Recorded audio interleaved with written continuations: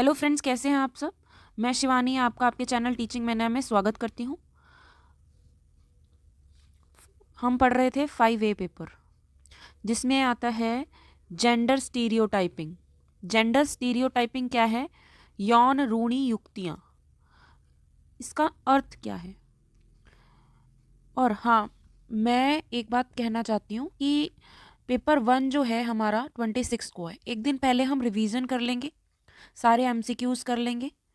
ठीक है, मैं आपको वीडियो डाल दूंगी रिवीजन भी और नोट्स भी, तो वो हो जाएगा हमारा। 5th A कई बच्चों का रह गया है, 5th A और B, तो हमें उसको भी छोड़ना नहीं है, क्योंकि ये बहुत ज़्यादा नंबर खींचने वाला सब्जेक्ट है और बहुत इजी है। तो इसीलिए इसको ज़्यादा प्रिपेयर करें ताकि आपकी परसेंटेज जो है वो बढ़ जाए।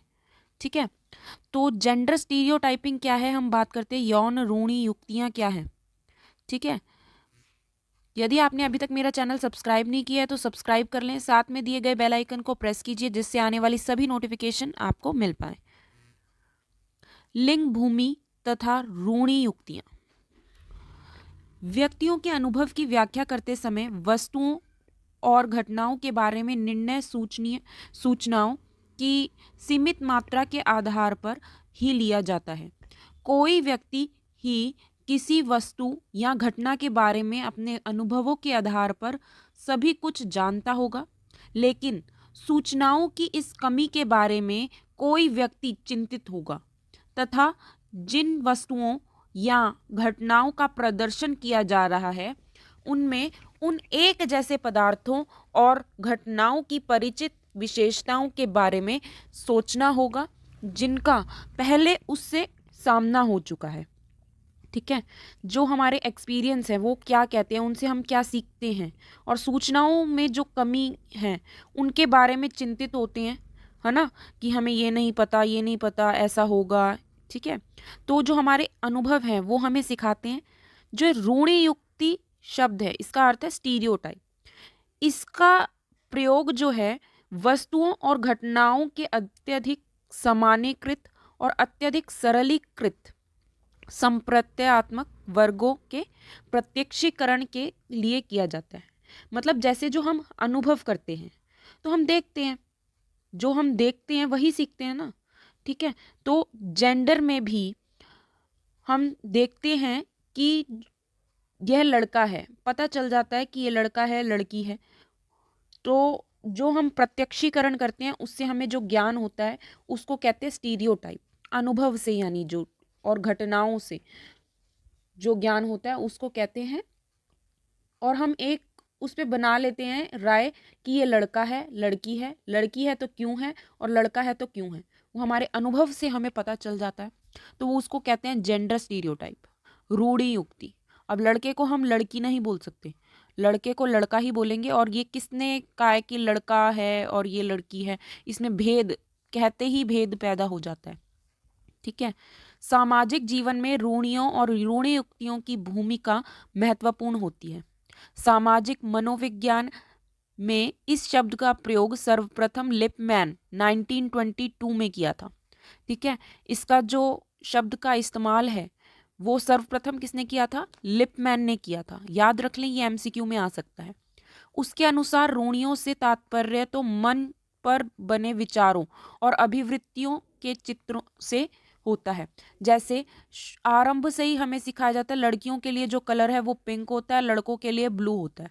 और लड़के को अगर पिंक टी-शर्ट दे दो तो वो कहेगा कि मैं लड़की हूँ क्या। तो ये जो सोच जो है, विचार जो हैं बने हुए हैं हमारे मन में, और शुरू से ही, प्रारंभ से ही ये शुरू हो जाता है, तो उसको कहते हैं रूढ़ि यानी स्टीरियोटाइप। ऐसे विचारों को कहते हैं स्टीरियोटाइप। ठीक है, इस परिभाषा का अनेक मनोवैज्ञानिकों ने समर्थन किया है, लेकिन यंग 1976 ने हमें बताया है, यंग ने बताया है कि रूढ़ियों और अभिवृत्तियों के बीच कोई वास्तविक अंतर ही नहीं रह जाता। सैकर्ड और बैकमन, ऐसे ही विभिन्न विद्वानों ने, आप देखेंगे आपकी बुक में कि विभिन्न विद्वानों ने अलग अलग परिभाषाएं दी हैं रूढ़ि युक्तियों की अपने मत दिए हैं कि क्या है कि वैसे ही लिपमैन जो हैं उन्होंने रूढ़ि युक्ति का प्रयोग इस अभिप्राय से के अंतर्गत किया था कि वे विचार तथा वृत्तियां जो मस्तिष्क में जागृत होने के पश्चात जो जागृत होती हैं उसके बाद एक चित्र और प्रतिमा अंकित कर देती है। अब अगर एक विचार पैदा हो गया एक बंदे के अंदर कि ये लड़की है तो पिंक पहनती है, अब चाहे बॉयकट करा दो, अगर उसने पिंक पहना होगा तो अगर ये विचार है कि जो लड़की है वो पिंक पहनती है और लड़का है वो ब्लू पहनता है, तो उसके मस्तिष्क में वही प्रतिमा अंकित हो जाएगी। मतलब वही डिज़ाइन जो है वो ड्रॉ होगा। जैसे हम कहते हैं पेंसिल, तो पेंसिल का डिज़ाइन जो है हमको ड्रॉ हो जाता है हमारे मस्तिष्क में।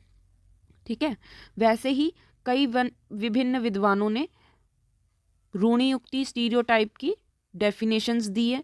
उनमें से जाहोदा, किम्बल, कुपुस्वामी, ठीक है, स्मिथ, ऐसे ही विभिन्न विद्वानों ने अपने मत दिए हैं। फिर उसके बाद आता है जेंडर रोल एंड स्टीरियोटाइप, यानी लिंग भूमिका तथा रूढ़ि युक्ति। ठीक है, लिंग भूमिका और रूढ़ि युक्ति क्या है? लिंग भूमिका रूढ़ि युक्तियों के अनेक तत्व हैं। ठीक है, बच्चे इन्हीं सभी तत्वों को एक साथ नहीं सीख पाते। यद्यपि बच्चों में व्यक्तिक भेद पाए जाते हैं, मतलब जो भेद पाए जाते हैं जीन्स के दौरान, कि मतलब सबकी जीन्स अलग अलग है, माता पिता के जो व्यक्तिक भेद हैं वो उनमें पाए जाते हैं, तो हार्मोन्स, तो वो सब में भेद पाए जाते हैं, डिफरेंट पाए जाते हैं। तथापि उनमें सामान्य प्रतिमान लगभग एक समान रहता है, लेकिन उनमें कुछ चीज़ें हैं जो एक जैसी रहती हैं। यह प्रतिमान बच्चों के संज्ञानात्मक विकास, अवसरों व सामाजिक दबावों पर निर्भर करता है। लिंग रूढ़ि युक्तियों व धारणाएं हैं जो हम पुरुषों और महिलाओं के बारे में अपने मन में रखते हैं। प्रत्येक समाज पुरुषों महिलाओं की भूमिका को प्रभाषित करता है। सभी धर्मों में, समाज में महिलाओं को लेकर कुछ रूल्स और पुरुषों को लेकर कुछ रूल्स बनाए गए हैं और उन्हीं को वो प्रभाषित करता है। ठीक है, डिफाइन करता है। प्रत्येक व्यक्ति, चाहे वह स्त्री हो या पुरुष, इन मानदंडों को सामान्य व प्राकृतिक मानकर इन्हें स्वीकार कर ले। जैसे लड़कियों को सहनशील, गृहिणी, नम्र, आज्ञाकारी और सौम्य होना चाहिए, जबकि लड़कों को मजबूत, परिवार का संरक्षण, चुस्त और आक्रामक होना चाहिए। ठीक है, मतलब ये कह दिया जाता है लड़की है तो घर के काम करेगी और रसोई के काम करेगी, उसको आने चाहिए, और वो ज़्यादा ऊंची आवाज़ में बात नहीं करेगी। जबकि लड़कों के लिए ऐसा कुछ नहीं, वो कहीं पर भी जा सकते हैं और लड़ाई झगड़ा कर सकते हैं या परिवार का संरक्षण कर सकते हैं, परिवार के लिए वही कमा सकते हैं। ठीक है, ये जो विचार हैं वो बन जाते हैं शुरू से ही। ठीक है, लड़कियों तथा महिलाओं से अपेक्षित है कि वे सहनशील, सौम्य, आदर करने वाली, दूसरों की देखभाल करने वाली और आज्ञाकारी हो। वे पुरुषों को खुश करने वाली और उनकी आज्ञाकारी हो, मतलब पुरुषों की हर आज्ञा का पालन करे। वे घरेलू कामकाज तथा बच्चों की देखभाल की जिम्मेदारी उठाने वाली हो। उनका रवैया संतुलित हो। उनका पहनावा और बोलचाल का ढंग मर्यादा पूर्वक हो। लड़कों और पुरुषों से अपेक्षित है, उनसे कहा जाता है कि वे परिवार के महत्वपूर्ण फैसले लें, वे मजबूत हों और अपनी संवेदनाओं को प्रकट ना करें, अपनी इमोशंस को जो हैं वो प्रकट ना करें, रोई नहीं किसी के सामने। वे परिवार के संरक्षक हों। वे सामान्य कार्यों तथा संबंधों में पहल करें। ठीक है, ये होती हैं रूढ़ि युक्ति भूमिकाएं और रूढ़ि युक्तियाँ। ठीक है, तो ये शुरू से ही जो विचार पैदा कर दिए जाते हैं मन में, वो होते हैं स्टीरियोटाइप। ठीक है, वो सोच को स्टीरियोटाइप बोलते हैं। जेंडर स्टीरियोटाइप, एक जेंडर को लेकर जो विचार पैदा कर देते हैं मन में कि ये लड़का है, लड़की है, लड़की है तो मजबूत नहीं है और लड़का है तो मजबूत है। ऐसे करके जो एग्जाम्पल दिए जाते हैं, वो पिंक कलर का पहनती है लड़की और लड़का जो है ब्लू कलर का पहनता है। तो ये जो विचार हैं उनको कहते हैं स्टीरियोटाइप। ठीक है, स्टीरियोटाइप सोच। लिंग भूमिका रूढ़ि युक्तियों या रूढ़ियुक्तियों का लड़के या लड़कियों पर गहरा प्रभाव पड़ता है, जिनका वर्णन इस प्रकार है। इसलिए लड़के और लड़कियों पर बहुत ज़्यादा इफ़ेक्ट पड़ता है। वो क्या है वो देखते हैं। बहुत से समाज महिलाओं और लड़कियों की तुलना में पुरुषों और लड़कों को ज़्यादा महत्व देते हैं। हमारे देश में लड़कियों की छोटी आयु में ही शादी हो जाने से वह जल्दी माँ बन जाती हैं। लड़कियों के स्वास्थ्य और लड़कों की तुलना में कम ध्यान दिया जाता है। लड़कियों के लिए पढ़ाई करना अनिवार्य नहीं माना जाता, जबकि लड़कों को शिक्षा की प्राथमिकता दी जाती है।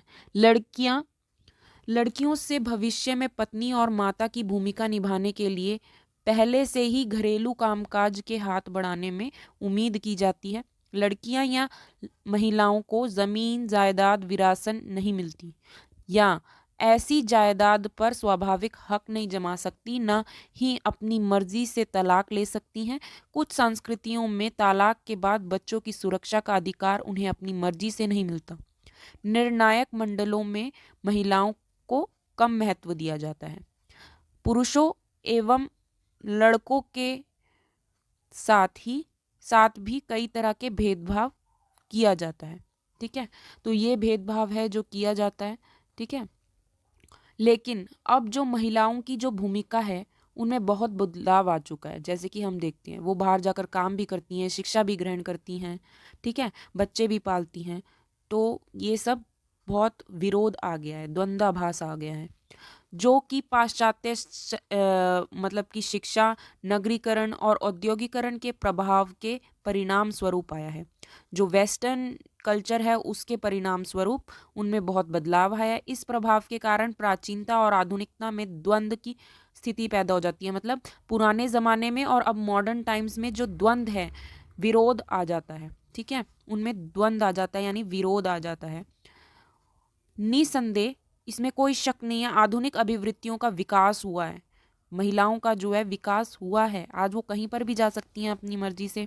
लेकिन आज भी कई परिवार ऐसे हैं, कई क्षेत्र ऐसे हैं जहाँ पर महिलाओं को अभी भी वही पुराने तौर तरीकों से व्यवहार किया जाता है।